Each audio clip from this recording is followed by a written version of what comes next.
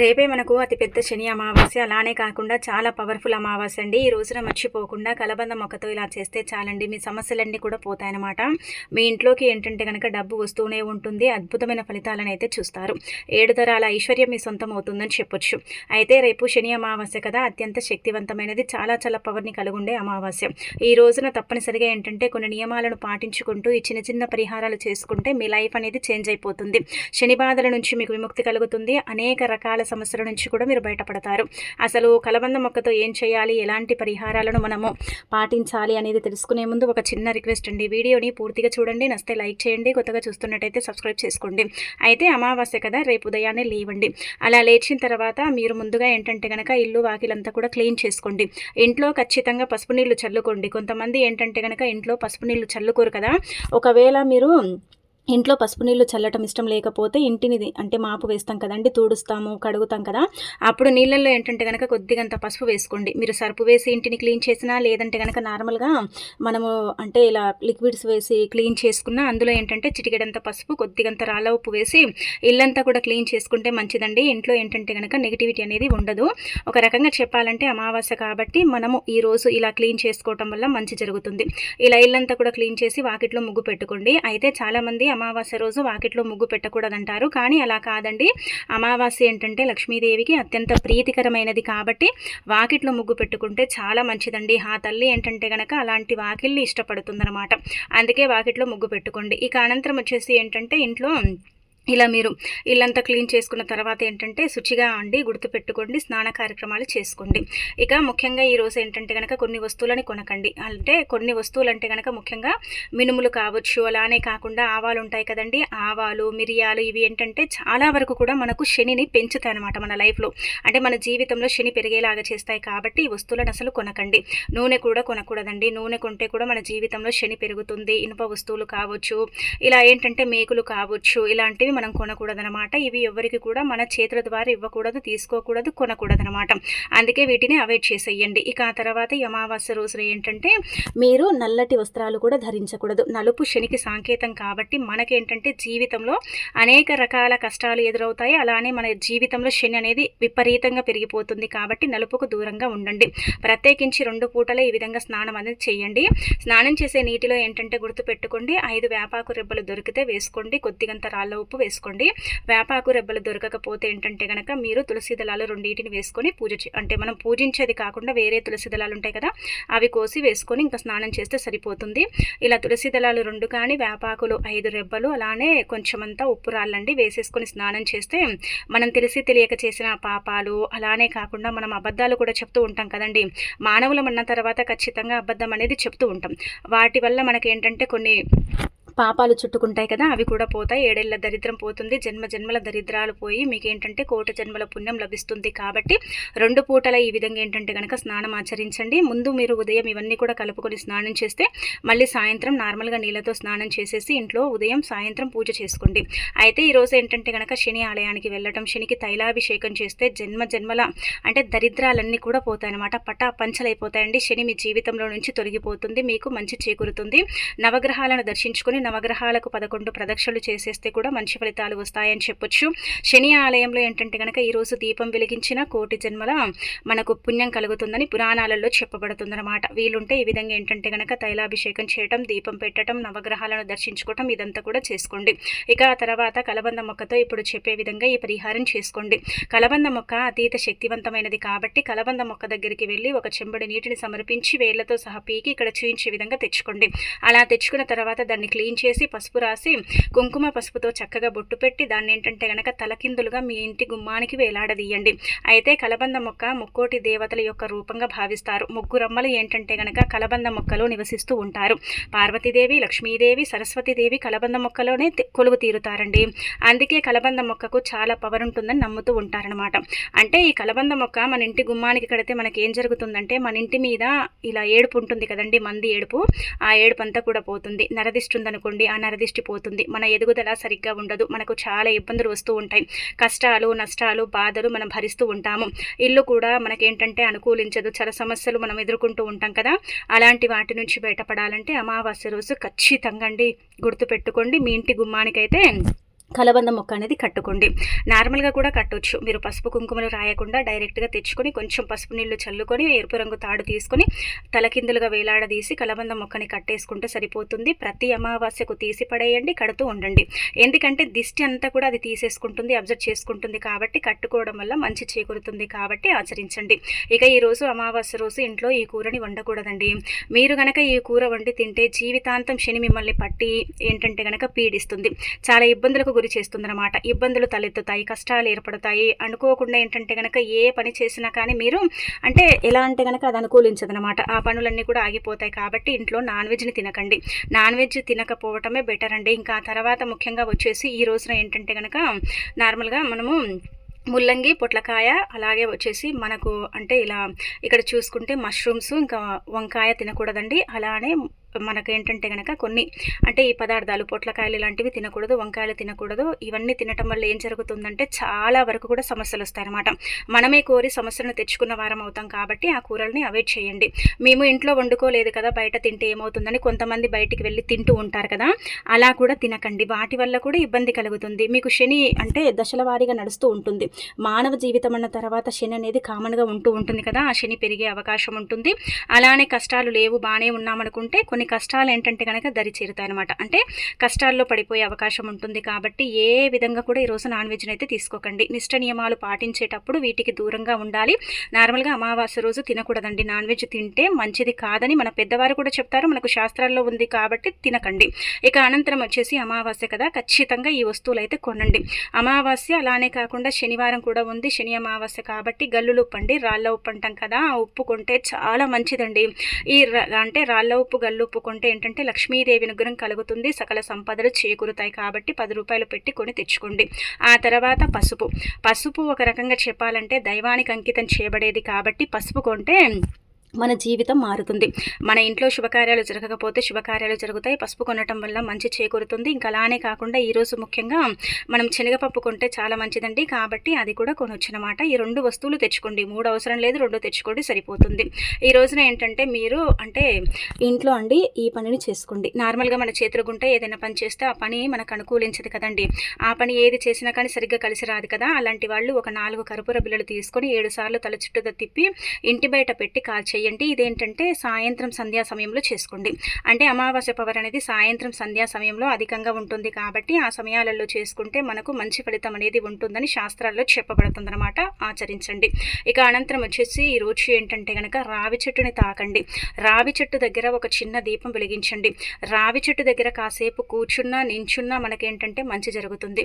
చాలామంది కూడా శనివారం అమావాస్య వచ్చింది కాబట్టి రావి చెట్టు దగ్గర ఏం చేస్తారంటే కనుక చెంబడి నీటిని సమర్పించి రావి చెట్టుని తాకి నమస్కారం చేసుకొని శని బాధలతో పాటు అనేక రకాల సమస్యలు పోవాలని చెప్పుకొని దీపం వెలిగిస్తూ ఉంటారు. ఈ దీపం ఏంటంటే కనుక శనికి అంకితం చేయబడుతుంది. ఈ దీపం ఈ విధంగా వెలిగించడం వల్ల మంచి జరుగుతుంది. అలానే కాకుండా ఈరోజు మీ మనసులో ఏదైనా కోరిక ఉంటుంది కదండి, ఆ కోరిక తీరక ఇబ్బంది పడతారు కదా, అలాంటి వాళ్ళు ఒక ఎరుపు రంగు దారం తీసుకొని మీరు ఇలా రావి చెట్టుకు కట్టిన మీ యొక్క కోరికలు తీరుతాయి. సమస్త కోరికల్ని తీర్చుకోవటానికి ఈరోజు చక్కగా మనకు అనుకూలిస్తుంది అనమాట.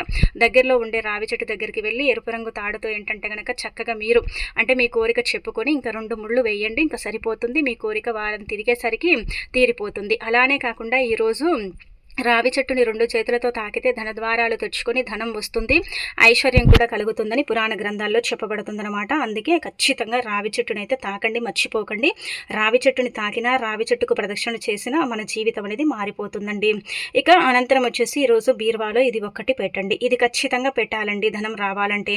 మనం ఏంటంటే ఒక ఎరుపు రంగు వస్త్రం తీసుకొని 11 రూపాయలు, 2 లక్ష్మీ గవ్వలు, 5 యాలకులు, కొంచెమంత పచ్చకర్పూరం, చిటికెడు కుంకుమ, పసుపు పోసి దాంట్లో కొంచెం రోజ్ వాటర్ కానీ అత్తరు కానీ చిలకరించి ఇంకా తర్వాత మూట కట్టి మీ ఇంటి బీరువాలో దాచుకోండి. మనం ఏంటంటే బీరువాలో డబ్బు పెడితే అసలు ఉండనే ఉండదు కదా, డబ్బు అనేది ఎక్కువగా ఖర్చు అయిపోతూ ఉంటుంది.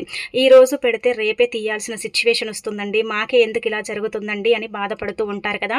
అయితే అలాంటి వాళ్ళు ఏంటంటే ఈ రోజున తప్పకుండా అమావాస్య ఉంది కదా, మంచి రోజు, లక్ష్మీదేవి కూడా అంకితం చేయబడేదండి అమావాస్య. చాలామంది అనుకుంటారు అంటే లక్ష్మీదేవిని పూజించరండి అమావాస్య రోజు. ఆ తల్లికి ఒక చిన్న దీపం పెట్టినా సరే సంతోషించి ఐశ్వర్య వర్షాన్ని కురిపిస్తుంది, అనుగ్రహాన్ని ఇస్తుంది అనమాట. అందుకే ఇది ఇంకా పెట్టేసి వదిలేయండి, సరిపోతుంది. మంచి ఫలితాలను అయితే మీరు చూడగలుగుతారు. ఆ తర్వాత ఈరోజు ఆవుకి ఇది తినిపించండి. అంటే ఆవుకు ఏంటంటే గనక బియ్యం పిండిని తీసుకొని అందులో బెల్లం నీళ్లు పోసి ముద్దలాగా చేసేసి ఉద్యోగం రావాలంటే ఉద్యోగం కోసం, అలానే కాకుండా సంతానం కోసం, చక్కటి అభివృద్ధి కోసం, మీ జీవితంలో ఉండే కొన్ని అంటే గోల్స్ ఉంటాయి కదండి. ఒక్కొక్కరికి ఒక్కొక్క గోల్ ఉంటుంది, ఒక్కొక్కరికి ఒక్కొక్క అంటే సమస్య ఉంటుంది కదా. దాని నుంచి బయటపడటానికి సంతానం లేదని బాధపడేవారు ఈ శని అమావాస్య రోజున ఏంటంటే గనక ఒక చిన్న గ్లాసుడు అంటే టీ గ్లాసుడు కానీ, లేదంటే ఒక చిన్న అంటే గ్లాసులో సగం కానీ బియ్యం పిండిని తీసుకోండి. బియ్యం పిండి అందరి ఇళ్లలో ఉంటుంది కాబట్టి వరి పిండి, బియ్య పిండి అంటారు కాబట్టి అది తీసుకొని అందులో కొద్దిగంత బెల్లం కరిగించి నీళ్లు పోసి ముద్దలాగా చేసి ఆ ముద్దని చేతిలో పట్టుకొని ఎక్కడైతే గోమాతలు ఉంటాయో అక్కడికి వెళ్ళండి. కొన్నిసార్లు మన ఇంటికి గోమాతలు వస్తాయి. మన పల్లెల్లో అయితే మన ఇంటికి వస్తాయి కానీ పట్టణాలలో అయితే రావు కదా. అయితే ఎక్కడైతే ఆవు అంటే గోశాల ఉంటుందో అక్కడ కూడా వెళ్ళవచ్చు. మీ కోరిక మీకు సంతానం కలగాల, ఉద్యోగం రావాలా, సంపద పెరగాల, మీరు చక్కటి అభివృద్ధిని పొందాలా, మీరు అనుకున్న గోల్ని రీచ్ అవ్వాలో చెప్పుకొని ఆ తర్వాత ఆవుని తాగి ఆవుకి ఏంటంటే కనుక ఈ పిండి మనం తీసుకెళ్ళాం కదా పిండి ముద్ద, అదేంటంటే కనుక తినిపించండి. తినిపించేటప్పుడు కూడా మనసులో బలంగా కోరుకోండి. ముద్దను చుట్టేటప్పుడు కూడా బలంగా మీ మనసులో కోరుకోండి.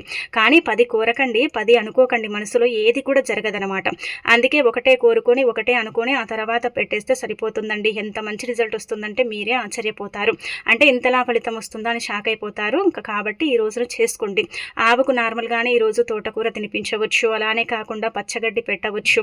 ఆ తర్వాత వచ్చేసి ఏంటంటే కొన్ని ఆహార పదార్థాలు పెడితే గోమాత అనుగ్రహం ఖచ్చితంగా కలిగి మనం కోరింది జరుగుతుంది. ఇంకా ఈ అమావాస్య రోజున ఒక కోడిగుడ్డుతో పరిహారం చేసుకుంటే శని బాధలతో పాటు అష్ట దరిద్రాలు పోతాయి. మంది ఏడుపు ఉంటుంది కదా మన మీద.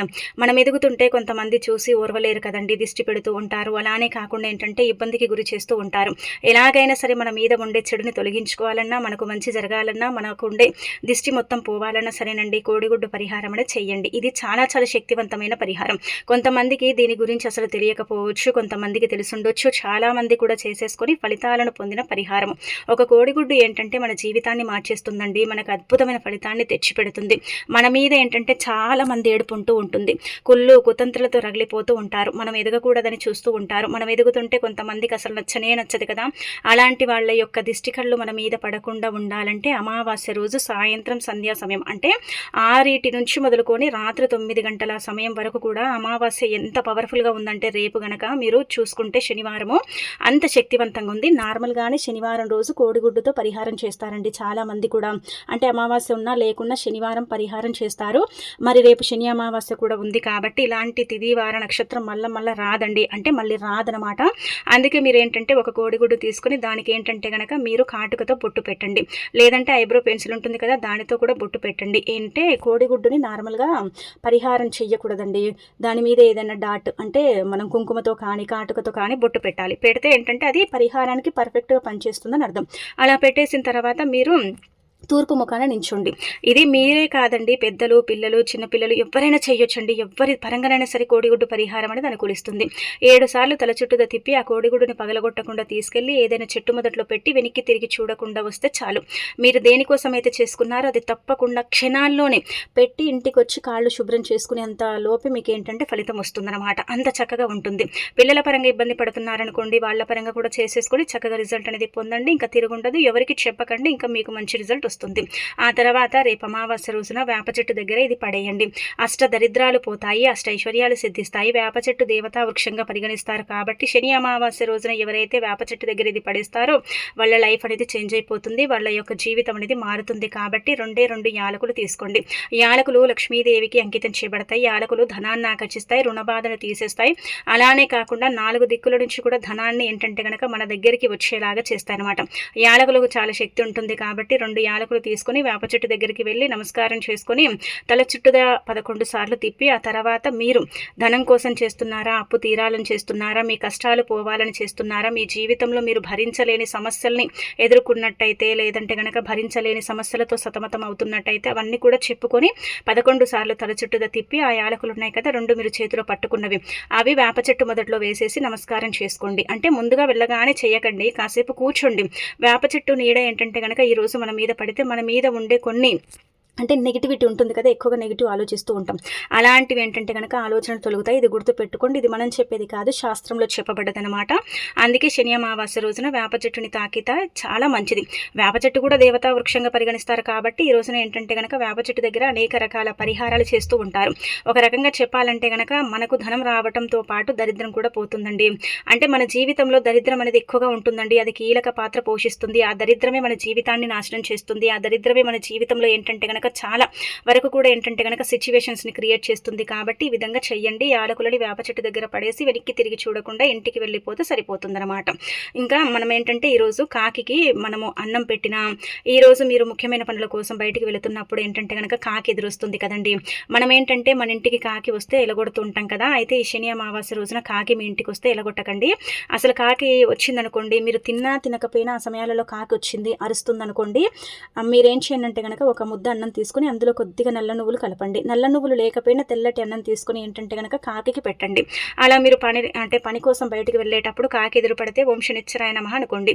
అలా అనుకొని నమస్కారం చేసుకుని వెళితే మీరు వెళ్ళిన పని ఏంటంటే గనక అంటే విజయవంతంగా పూర్తవుతుంది. పనుల్లో ఎలాంటి ఆటంకాలు అనేవి రావు. పనుల పరంగా ఏంటంటే గనక ఫలితాలు అధికంగా ఉంటాయని మనకు పురాణాలలో చెప్పబడుతుంది. కాబట్టి కాకికి ఈరోజు అన్నం పెట్టినా కాకి కనబడితే ఓం శనిశ్చరాయ నమః అని 3 సార్లు మనసులో అనుకున్న మంచి ఫలితాలు అయితే ఉంటాయని పురాణ గ్రంథాల్లో చెప్పబడుతుంది. కాబట్టి ఆచరించండి. కాకి శనిదేవుడి వాహనం కాబట్టి శని నుంచి మనకు విముక్తి కలిగించుకోవాలంటే ఖచ్చితంగా ఈరోజు కాకికి ఆహారం పెడుతూ ఉంటారు. చాలా మంది కూడా పెడుతూ ఉంటారు. కాబట్టి మీరు కూడా పాటించవచ్చు అనమాట. అలా పాటించేసి ఇంకా రిజల్ట్ అనేది పొందండి. ఇక ఈ రోజున ఏంటంటే శని అమావాస్య కదా, శనివారంతో అమావాస్య కూడి వస్తే దాన్ని శని అమావాస్యగా మనం పరిగణిస్తాము. అతీత శక్తివంతమైనది, చాలా పవర్ని కలిగి ఉండే అమావాస్య కాబట్టి ఈ అమావాస్య రోజు ప్రత్యేకించి ఏంటంటే గనక మీరు కాలికి నల్లదారం కట్టుకోండి. అమావాస్య రోజున కాలికి నల్లదారం కడితే చాలా మంచిది. చాలా మంది కూడా ఏంటంటే గనక ఒకరు కుడి కాలికి ఒకరు ఎడమ కాలికి అని చెబుతూ ఉంటారు. కానీ శాస్త్రాల ప్రకారం ఏంటంటే గనక ఎడమ కాలికే నల్లదారం కడతారు. మనం కాటుక బొట్టు కూడా ఎడమ కాలికి పెట్టుకుంటాం కాబట్టి ఎడమ కాలికి ఏంటంటే పిల్లలు కానీ పెద్దవారు కానీ ఎవరైనా కానీ నల్లదారం అనేది ఎడమ కాలికి కట్టుకోండి. అలా కట్టుకుంటే చాలా అద్భుతమైన ఫలితాలు వస్తాయండి. శాస్త్రాల్లో కూడా మనకి ఇదే చెప్పబడుతుంది. పురాణ గ్రంథాల్లో కూడా మనకి ఇదే ఉందన్నమాట. కాలికి అమావాస్య రోజు నల్లదారం కట్టుకుంటే దిష్టి అనేది దరి చేరదనమాట. దిష్టి అనేది ఏంటంటే కనుక మనకు తాకకుండా ఉంటుంది. మీ పిల్లలకైనా సరేనండి, పాత నల్లదారం అంటే అది తీసేసి కొత్తది కట్టండి. పిల్లలకు ఖచ్చితంగా గల్లుప్పుతో కానీ కోడిగుడ్డుతో కానీ అలానే అన్నం ముద్దతో కానీ దిష్టి తీయండి. అలా తీసేసి ఏంటంటే కనుక పడేస్తే దిష్టి అనేది తొలగిపోతుంది. మగపిల్లలు ఉన్న వాళ్ళకి ఏంటంటే దిష్టి అధికంగా ఉంటుందండి. వాళ్ళు కూడా ఏంటంటే మీ పిల్లలకి ఈ విధంగా దిష్టి తీస్తే అది కూడా తొలగిపోతుంది. వాళ్ళ ఇల్లు ఏంటంటే కనుక తులతూగుతూ ఉంటుంది. వాళ్ళ ఇంటి సంపాదన పెరుగుతుంది. మగపిల్లలు ఉన్న ఇంటి మీద ఏడుపు అనేది అధికంగా ఉంటుంది. కాబట్టి ఇంటికి దిష్టి తీయటం, పిల్లలకు దిష్టి తీయటం చేసుకుంటే అమావాస్య రోజున ఎలాంటి చెడు అనేది జరగకుండా ఉండటానికైతే బాగుంటుంది. ఎదుగుదల కూడా ఎవ్వరూ ఆపలేరని చెప్పొచ్చు. కాబట్టి ఇలా చిన్న చిన్న నియమాలు పాటించండి. ఇవన్నీ కూడా మనకు తెలుసుంటాయి కానీ మనం ఏంటంటే సమయం లేక చేసుకోం కదా. మీరు అన్నీ చేయమని చెప్పట్లేదు కానీ మీకు నచ్చింది ఏవైనా సరేనండి, చిన్న చిన్న పరిహారాలు చేసుకొని చక్కగా ఫలితం పొంది మీ జీవితంలో ఉండే కొన్ని రకాల ఇబ్బందులు, కష్టాలు, సమస్యలు తొలగించుకోండి. ఇంకా తిరుగుండదు.